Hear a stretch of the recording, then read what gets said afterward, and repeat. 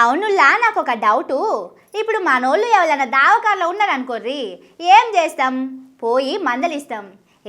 ఏం కాతి, మేమంతా లేమా అని ధైర్యం చెప్పి వస్తాం.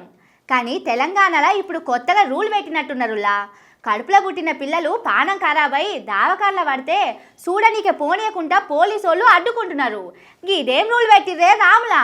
పట్టి లేనోడిని పట్టి పల్లకిల కూసోబెడితే ఆడు లేచి పెంటగడ్డెక్కిందట అని ఓ శాస్త్రం ఉన్నది తెలంగాణలా. అయితే హాస్టల్ పిల్లల ముచ్చట సుతం గిట్లనే అయితున్నది. రోజుకో జాగల సర్కారు హాస్టళ్లు వార్తలకు ఎక్కుతనే ఉన్నది. ఒకప్పుడేమో సర్కారు హాస్టళ్ల పిల్లలు గిది సాధించిర్రు, ఫలానా వస్తువు కనిపెట్టిర్రు అని పేరెళ్ళేది. కానీ ఏడాది సంధి అదంతా ఉల్టా ఫల్టా అయింది.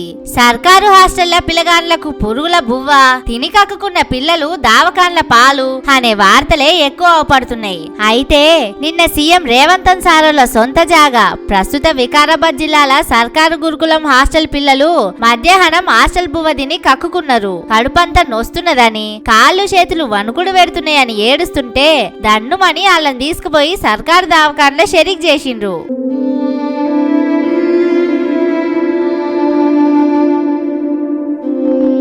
వాళ్లకు కింది మీదకున్నదని హాస్టల్నే హెల్త్ క్యాంప్ పెట్టి డాక్టర్లు అన్ని చెకప్లు చేస్తున్నారు. ఈ ముచ్చట పిల్లగాళ్ల తల్లిదండ్రులకు తెలిసింది. కన్నపేగాయే ఊకుంటదా? అప్పటికప్పుడు పిల్లగాళ్ల అమ్మా నాయనలందరూ హాస్టల్ కాడికి వచ్చిర్రు. మా పిల్లగాళ్లను చూపిర్రి. వాళ్ళకేమైంది? మీ హాస్టల్ వద్దు ఏమొద్దు, మా పిల్లలను మేం తీసుకుపోతాం అని తల్లిదండ్రులు దావకాన లోపలికి పోతుంటే పోనీయకుండా ఆపిర్రు.